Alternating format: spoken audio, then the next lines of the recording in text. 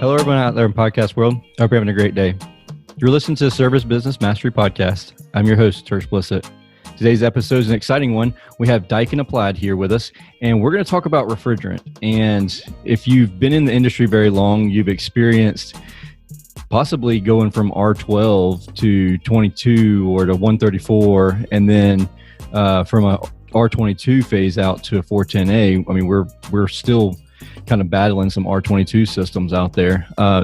But some of you may not realize that refrigerant 410A is also going to be phased out. And so today we're going to talk about R32 and Daikin Applied and how they fit into all of this, and just some things, honestly, that I didn't even know about before going to the AHR Expo, and that's where we originally met. I watched PJ give an announcement there at the AHR Expo about the introduction of the R32 and everything. It was super interesting, and we had a lot of good feedback. Sorry, from our Instagram. I think I Instagram live feed it, and maybe Facebook. I can't remember. It seems like such a long time ago. But anyways, welcome to the show, Susan and PJ. Hey, thanks very much. Yeah, absolutely. Thanks. If you wouldn't mind, really quick, would you both give an introduction of yourself and kind of explain who you are and a little bit about how long you've been with Daikin? Sure. My name is Philip Johnston. It'll probably come up. People call me PJ. And I'm a professional engineer. I studied chemical engineering, but then did a big right-hand turn about 20 years ago and came to work for McQuay, now Daikin Applied Americas Incorporated. And I've worked in all the various businesses at Daikin Applied and enjoyed it immensely. And just over a year ago, I started working on, strategizing for what refrigerants we ought to use to replace our refrigerants in all of our products. And it's been fascinating because I dabble in a whole bunch of different things, whether it's talking to other manufacturers and suppliers, learning more about regulations and environmental issues, and also working, as I always love to do, closely with our product managers and our engineering folks to come up with our plans. Very cool. So, and I'm Susan Kaufman. I lead the marketing practice at Daikin Applied. I've been here for 5.5 years. I come from the world of consumer advertising, and one of the things that I'm really trying to help Daikin do is get on the map in the United States. We're the #1 brand globally, and so we've got a strong brand. We've got some really good engineering, good design products, and a lot of smarts around the world as well as in the United States. So we are here to put Daikin on the map and hopefully add some value to our customers. Very, very cool. So with that being said, what's R32's competitor? Because as we were talking about before, when we phased R22 out, or during that phase out process of R22 to 410A, it was just 410A. And that actually happened right whenever I was getting into the industry. I was a service tech, and I remember learning the industry at the same time. I was learning R22, but then they were saying, well, you don't really have to learn much about this because we're phasing this out. Well, we still come across HVAC systems that are R22 systems, and now thankfully we use the Field P Smart Probes, so we can swap over to a different refrigerant on our cell phones, and it maps it all out for us properly. But back whenever I was starting, I remember having to remember subcool and superheat and the different temperatures and the PT chart for 22 versus 410 and all that fun stuff. But it's not going to be, even though that wasn't a super smooth transition, in my opinion, it's potentially not even going to be that smooth in the future. What's the competition that R32 has? Okay, well, I think there's one primary competitor for R32, and R32 is a pure single component refrigerant. It's a single molecule. So it's kind of brings you back to those old R22 days. Mm-hmm. Same deal, right? Nice and easy to work with. Yeah. R410A is a blend, and it's a blend of 50% R32 and 50% R125. Now, why R410A has a relatively high GWP is because that R125 component is basically a fire retardant, and it doesn't perform very well. and it's got a super high GWP of, I always forget. I think it's about 3,500. Well, at least the AR5 I have is 3,170. The fourth generation's probably closer to that number. And so basically what we're looking at doing is using the beneficial performing part of R410A, which is this pure single component R32. Now, there is an alternative that's being discussed, and that is R454B. And it is also 68.9% R32 and 31.1% of a refrigerant called R1234YF. And it has an ultra low GWP, but it also doesn't perform that well. So, and it's also an A2L in its pure sense. So they're both A2Ls. So what you're essentially doing is diluting the beneficial effects of the performance of R32 with this really low GWP component called 1234YF. Now, this fire retardant that's being put into 132 or R32, that's because of what reason? That's the R125. So in 410A, okay. R32 in itself is not an A1 classified or category refrigerant, whereas R32 is actually part of a category called an A2L, which is a mildly flammable refrigerant category. Okay. Now, with that being said, the fear, like joking, like there's lots of jokes, memes, and everything else on Facebook and the Facebook groups and whatnot. We work on systems that have propane. They're basically propane systems, and we work on a lot of them in the refrigeration side of things. And I find more that it's more dangerous to work on an R22 system or a 410A system that has a clog in it, and then the pressure's being built up in there and then exploding. I've actually had that happen to a couple of technicians over the past 10 years, 15 years, and I've found in my personal experience that is more dangerous currently than using this refrigerant. But how do you subside people's fear whenever it's something that's slightly flammable? Because I mean, in reality, gasoline is flammable, yet we use it every single day. We put it in vehicles every day, and the fear's not there because of using it all the time. Yeah, it's a really good question, and there's a lot of potential answers. I guess the first thing I ought to say is a politically correct statement, and that is that, I mean, clearly we at Daikin, and me as a professional engineer, I mean, my number one duty is safety of the general public. Yeah. So, and of course, Daikin as a good industry leader also feels that way.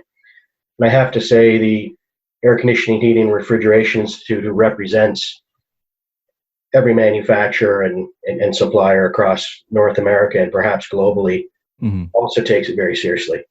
So what we're trying to find is that balance of really great performance to provide excellent comfort, excellent value for contractors and technicians like yourself and like our listeners, as well as for homeowners, while also balancing the environment, but also making sure that it's safe.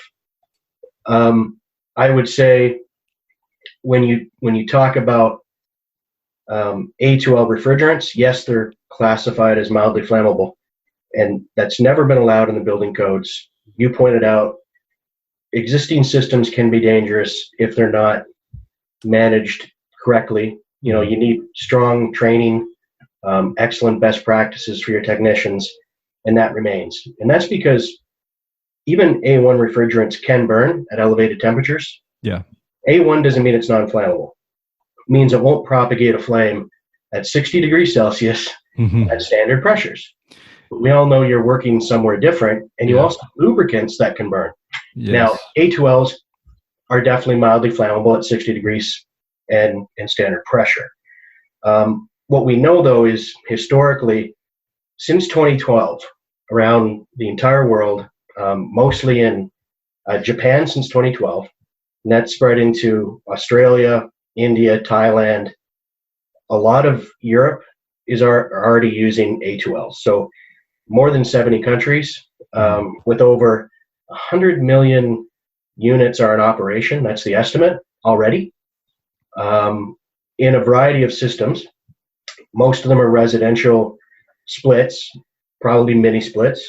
You have window air conditioners, small charge systems using R32 here in the United States today.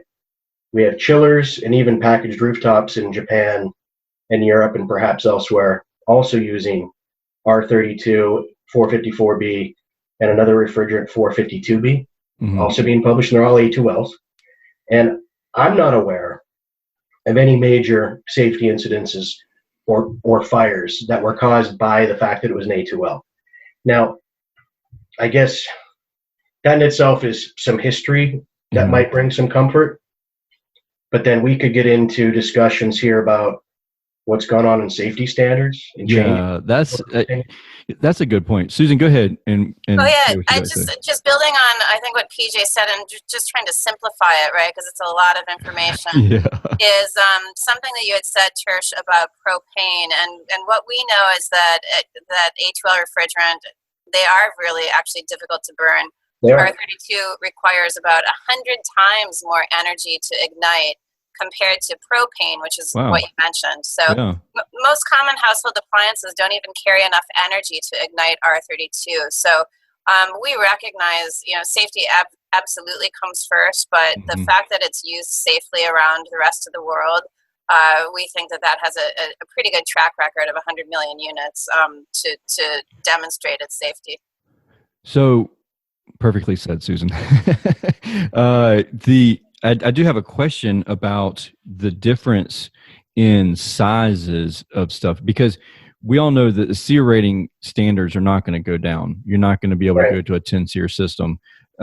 So if we go up to a 16 or a 17 or even 18 SEER minimums in the future, like, what are we going to be doing physically, dimension wise, to residential systems?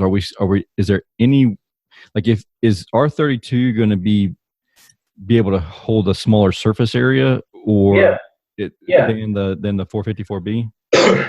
Yeah, I believe so. And there's actually published reports from NIST and others that compare the theoretical thermodynamic performance of these refrigerants. And then, of course, there's been a lot of testing by third parties as well as companies like Daikin Applied. It's very clear that R32 has about a 10% capacity advantage over R410A. So by definition, why does that mean? Well, it means that it has tremendous heat transfer capability, which means you can make units with less material for the same efficiency, perhaps more compact. You can move a lot less refrigerant through the system, and that's what allows that to happen. So you can get, basically, what I can tell is the smaller of any footprint or volume of a unit, providing great flexibility for installers and homeowners. That's really with cool. R32 as compared to 410A. If we could get back to a 17-inch wide air handler, that would be amazing. Because we'll work on that for you guys. We put them up in the attics, and they're always it's a 21-inch, 24-inch wide attic, and the cabinets will be a 23.5 with the little screws sticking out that get caught every single time. Well, that's the one thing that we know for sure, and you might have seen our display at AHR, but we did do a 410A unit next to an R32 unit, and since there's 100 million R32 HVAC systems out there in the world, it was pretty easy to bring that into our display. But the R32 unit, for the same efficiency, is a lot more compact and a lot lighter weight than the R410A unit. So we know that we are going to be able to offer some more compact and lighter weight units in the future. That's awesome. Now, Susan brought up the efficiency too. R32's inherent benefits mean it's actually more energy efficient than R410A as well. Okay. Absolutely. So not only can you get more capacity, you can get more efficiency. So that helps in that regard for your original question. Now, the cool thing is efficiencies only matter at rated capacity, right? Right. So if you're running a pretty high-tech inverter-based system, it's pretty neat, right? If you're going to rate something at, say, nominal 5 tons of cooling, well, that R32 in that same system will deliver, 10% more. So you can slow down the compressor, right? And so in turn, that's where you get your efficiency. So you're drawing less watts. And when you're doing something like that in the same unit, you might be picking up 8, 9, 10, 12% efficiency at, across the whole operating range. That's really cool. Do you think that that's going to do away with some 2-speed systems? Because in my personal opinion, so the way that we sell things, we either sell an XR14 or 14 series system, single stage, or an inverter driven system. Okay. We skip over the 2-speed. And because the price point is so close to the inverters, that in my opinion, the inverters provide more comfort than the 2-speeds do. Right. What's your thoughts on? Well, I probably shouldn't speak for residential systems, and I'll say in general, good. Like in general, it's a very complicated equation, right? Mm-hmm. Because you are dealing with costs of inverters, costs of typically electronic expansion valves, and there's, and the controllers, which is very different than a 2-stage compressor. Very true. Now, in our Daikin Applied world, we saw water source heat pumps with those technologies, and sure enough, we still see those same breaks. I'd certainly hate to speculate on or just don't know the answer for would it do away with 2-stage compression. I doubt it, simply because those technologies are out there and they're readily available. Good point. Yeah. That's a good point. So that's my only tangents that I have written down from that what you were talking about there. I think that's really cool. I would love to get back to the whole point about efficiency, right? Because whereas our 454B is gonna have a slightly lower GWP than R32, we really can't look at it as just a conversation about the direct emissions, right? When you add up the direct and the indirect emissions from any system, what you really want to look at is the total emissions output, right? And a more efficient system is going to use less electricity, and most of what the system uses, most of the emissions come from the electricity draw, not from the refrigerant itself. Yeah. Right. So we're really looking at the total emissions when you add the direct and the indirect, the direct and the indirect emissions. So we know that R32, because of its efficiency gains, has a lower total footprint. So if we have the manufacturer that uses, if there's a manufacturer that ends up using 454B Bravo, will their equipment will have to be larger because it's less efficient? Is that accurate statement? Yeah, I mean, let's say the compressors had the same sort of motors and technology. You're using the same heat transfer technology. So let's argue all else being the same, and all you want to do is swap out the refrigerants. Generally speaking, to achieve the same capacity, the R32 unit would be more compact if it was optimized, smaller sizes, a lot less material. And that goes for the efficiency as well, because it is more efficient than 454B. So it's just so hard to beat the thermodynamic properties of R32. It's got excellent thermodynamic properties, and that's why it's used as the base for other blends like R410A and even R454B. Yeah, it's the basis of any blends being discussed, really. I know that it says it's purely speculation, but is there a chance that going to this refrigerant, we could see less evap coil leakage because of not having to use as thin of a wall for that thermodynamic, that transfer? Only thing I think of. So here in the South, our coils stay wet all year long. It's a humid. I'm in Savannah, Georgia. I don't know if I even told y'all that. Wow. So it's even in the wintertime, it's dehumidifying a lot of times.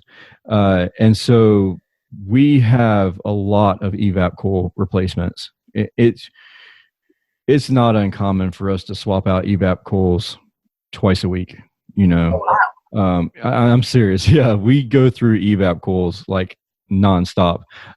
And when I first got into the industry, I didn't believe that that was like it was that much. So we would solder the ends of them and tank them and watch the bubbles come up from them. And what I was told is between the VOCs and all of in the everything inside the house, and then having to go to a thinner copper, because we rarely had the situation happen in R22 coils, but when we swapped over to 410 coils, when the whole system swapped over, we were told that they had to go to a thinner copper for the heat transfer. And I didn't know how much validity there was in that comment or not. And if we can go back to a thicker copper, if that is the case, so that we can not have quite as many. I mean, don't get me wrong, we make money on some evap coil change outs. So like, I don't really hate that, but at the same time, for our consumers, it's nice to be able to say, look, we have an evap coil that's going to last a lot longer. Yeah. I'm going to say that I don't think the change in refrigerants, whether it's a move to, away from 410A to 32 or to another blend, will have much of a direct effect on that. What I will say, though, is we probably need to get smarter and wiser about how we design our coils and manufacture our coils and how we select them. So if copper is a problem, right, then a lot of manufacturers are now moving to all aluminum coils, whether it's an aluminum tube, aluminum fin, or even microchannel. And we've done that on some products, and I know that Goodman Industries has on their residential units as well, with a lot of success. Number two, the new safety standards that are put in place have some specific requirements around tubing design in the equipment as well as out in the space. And the idea there was to put best practices into the safety standards to have fewer leaks. So to me, I think now that the UL listing will force that to happen within equipment, these best practices. An example is, bends in the tubing, can't be really tight bends, and because that puts stress on the piping.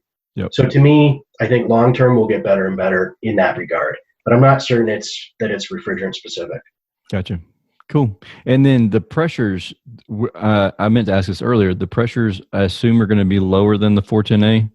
Actually, they're a little tiny bit higher with R32. Oh, they're higher than with R32. Yeah, just a little bit. Just a little bit. In other words, all your practices with 410A will hold with R32. I mean, the increase is almost negligible. Okay. Very cool. Very cool. And when would we know, like, when this is going to take place or not take place, or when do we find that out? That's a great question. Well, yeah. I mean, I wish I knew when all this that it makes it very interesting. What we know is that California is leading North America in terms of wanting to phase down HFCs like R410A. Mm-hmm. So, and they've set a date of January of 2023 to move to refrigerants to replace 410A, and they need to have a GWP under 750. And R32 does meet that requirement. Right now, they're still formulating their rules, and we're hoping to know more by June or July. What we really hope is that the federal government is successful with the AIM Act, which would create a countrywide policy or standard. And my guess is as good as yours, but I would think that if that is successful, and it has a lot of support from both Republicans and Democrats, which is really cool, because it brings a lot of money and makes our industry more competitive, because these laws are already in place around the globe. So we have to be competitive with them because we sell internationally. Oh, yeah. Makes sense. And I think the federal act would make sure that we don't have a large patchwork of regulation state to state to state. And I would guess that would come online after 2023. I don't know if it'll be 2025, 2026, but something like that. So there's plenty of time. That's what I would guess. It sounds like plenty of time, but I remember, like, when I think back, like 2002, it feels like yesterday. So it'll catch up on us really quickly for sure. Yes, it will. So I was in the middle of thinking of something the whole time that I know what it was. Okay. So I should have asked this in the beginning, but anybody that is listening to this, why is 410A bad? Like the GWP, like, can you explain what that is really fast for anybody that may not understand why GWP, a high GWP, is bad? Yeah. Well, it's all about climate change. So global warming potential, that's what they used to call it. A lot of people call it climate change. Basically, our 410A has a GWP right around 2,000, and which means it's for every pound of it, it has 2,000 times more potential for global warming than carbon dioxide. So a very small quantity leaked to the environment can have a direct impact on the surface temperature of the Earth. Mm-hmm. That's the gist of it. And it was a problem that we knew about in 2002, but no one was really ready to talk about climate change back then. Mm-hmm. And we are now. It's becoming a reality. So the R32 compared to 410A, what's the GWP on 32? Yeah, R32 has an official GWP, so that's the pound for pound basis of 675. Oh yeah. So what's that? 68% lower than R410A. Now the cool thing is, because of those heat transfer capabilities, that excellent thermodynamic performance of 32, is you can use anywhere between 20 to 40% less of it within the same system for the same capacity. So in reality, it has an effective GWP of somewhere in that 400 to 450 range. Yeah, so you can use less, plus it has a lower GWP to start with, so that makes it all around an even better product. Right, and then we talked about the efficiency benefit too. Yeah. If we take advantage of that efficiency benefit and say you only bump your system efficiency by 5% over 410A, that's huge over the lifetime of the equipment. Oh yeah. The equipment that you're installing lasts 15 to 20 years, sometimes longer, mm-hmm. and you're going to be operating that equipment at a higher efficiency level for a longer period of time, which means our power generation that typically burns fossil fuels, less fossil fuels will be generated. And then even on top of that, if you want to get past the environmental side, lower cost of operation because you're consuming less energy. Absolutely. So R32 does all of that too. So last question that I have, and you may have no idea what this answer is because it's probably not even closely remotely in your department. At what point would a manufacturer ever start requiring duct blasting systems so that we know the actual, or better, maybe it's better worded, provide the field SEER rating, or you know what I'm getting at? No.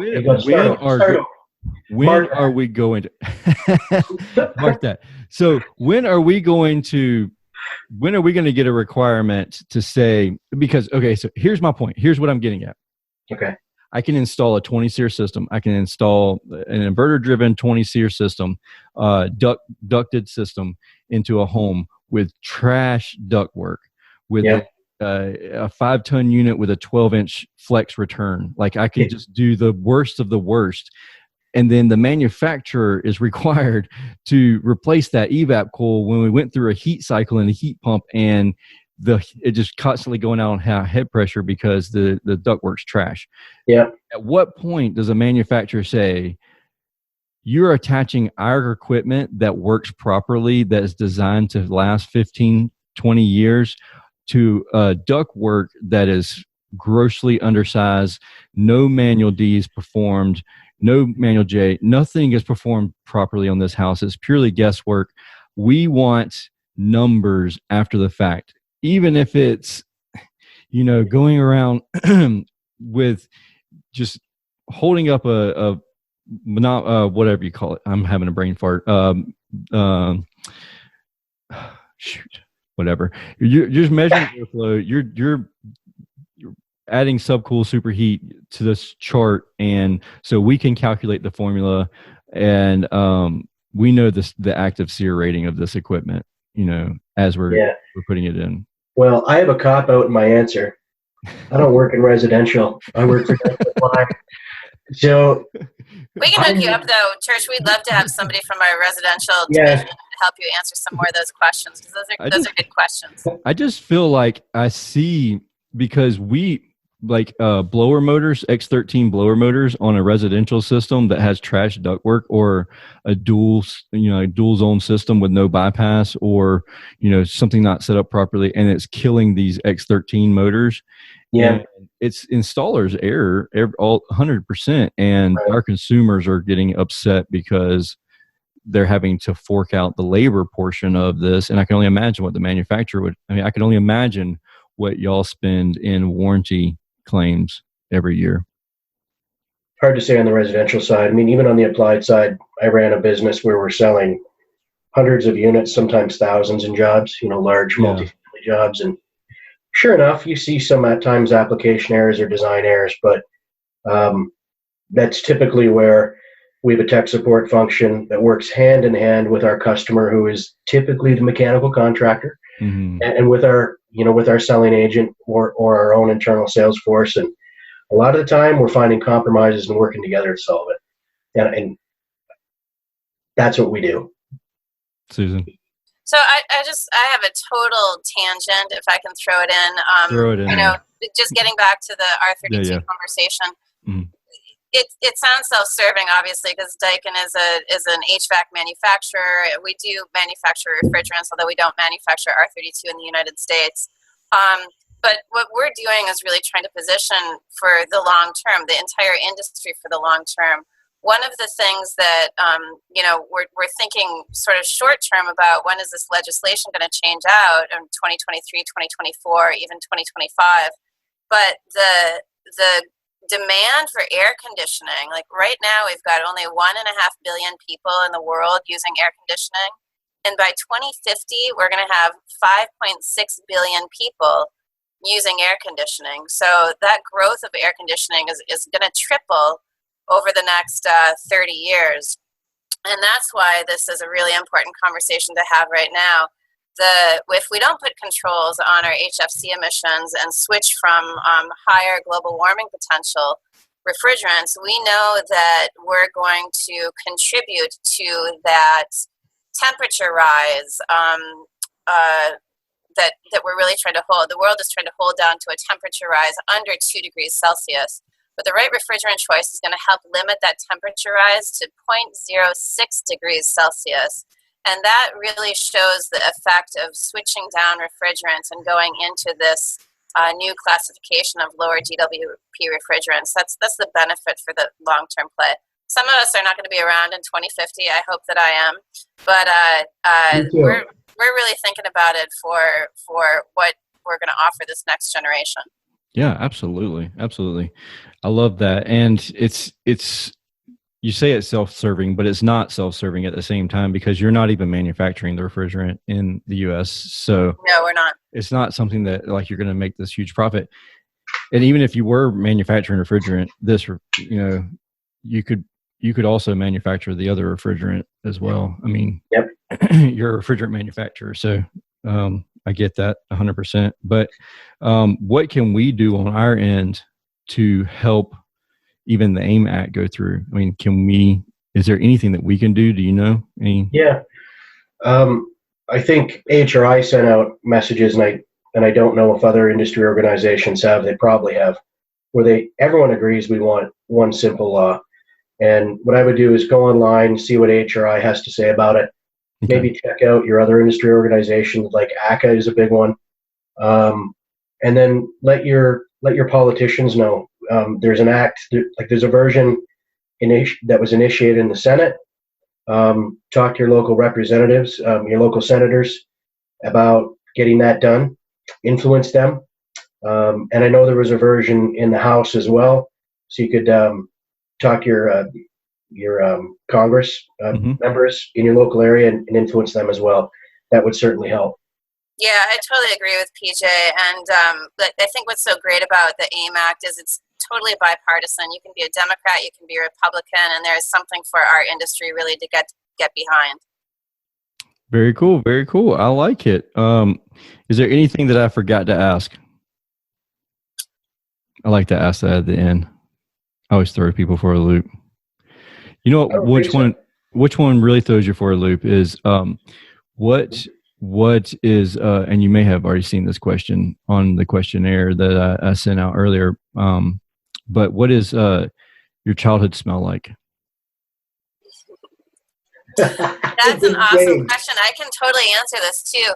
I think that the biggest flashback I have to childhood is pine trees from walking through the Minnesota woods at summer camp when I was 9, 10, 11, 12 years old. And so when I smell the pine trees in the fall and in the spring, that just totally reminds me of childhood.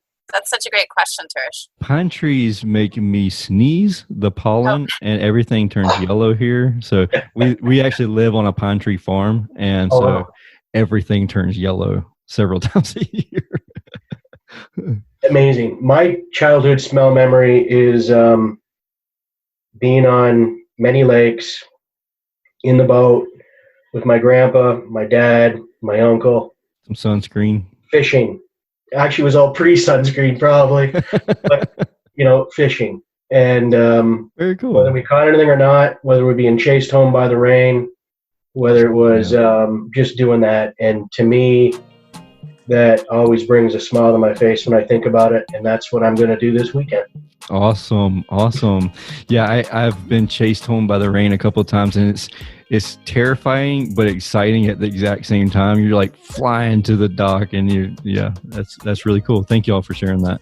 And then with that being said, if anybody has any questions, if they have any questions about any of this stuff, what's the best way to reach out or learn more from y'all? Susan, why don't you? Sure. I'd invite them to email me directly. My email address is susan.kaufman@daikinapplied.com. I get a lot of emails every day, but I certainly do try my very best to get back to every individual inquiry and just put something in your subject line that said, question following up from Tersh Blissett. Yeah, awesome, perfect. And for everybody that's listening to this podcast, thank you for listening to this show. And if you have any questions, don't hesitate to reach out to either one of them or reach out to myself. And as always, my email is tersh@serviceinfo.com or tersh@icebound.us. I have lots of them, but they all come to me. They come to my phone. But with that being said, thank you for listening to this show, watching the show, and have a great day. And we'll talk again next week. Great. Thanks, guys. Thanks, Tersh. Thanks, everyone. Thanks.